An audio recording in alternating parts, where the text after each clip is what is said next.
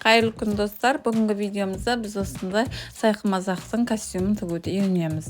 Мен міне бірінші көйлегін тігіп көрсетіп жатырмын, және осындай шалбарын тіктім. Бізде белі резинка болады, және балақтары жеңдері резинкамен қайтарылған болады. Бірінші арқа бөлігін пішіп аламыз. Бізде екі түрлі цвет түстен болып тұр. Міне мен сары мен жасылды таңдадым.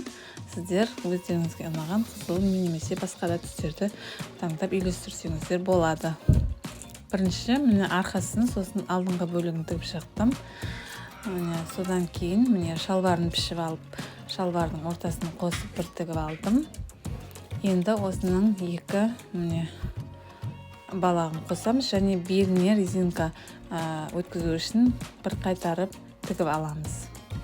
Енді шалбардың балақтарын қосып тігіп аламыз. Мен балақтарын қосып тігіп жатырмын.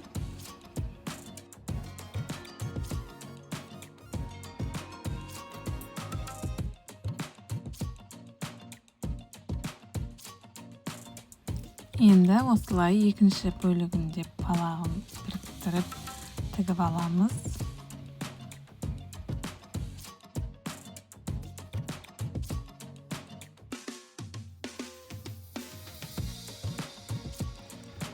Міне тігіп шықтым.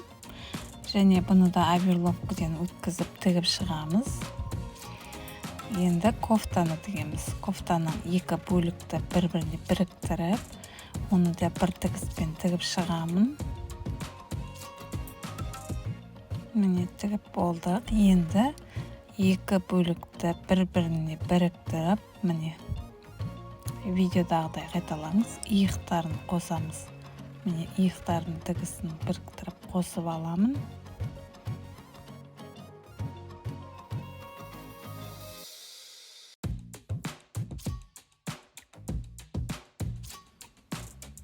Міне енді жеңді қайтарып тігіп аламын.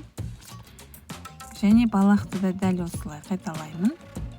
Міне 1 сантиметрге қайтарып тіктім. Және мен осы жеңмен балаққа резинка қосып тіккенді жөн көрдім. Егер сіздер менің каналыма жазылмаған болсаңыздар, жазылып, түсінбеген жерлеріңіз болса комментарийға жазып, егер де бұдан да басқа да видеоларды жіберіп алмау үшін қоңыраушаны басып кетулеріңізді сұраймын. Менің каналымда бұдан да басқа қызықты мастер-класстар түсірілетін болады. Сіздермен болған меруерт. Келесі кездескенше қош сау болыңыздар.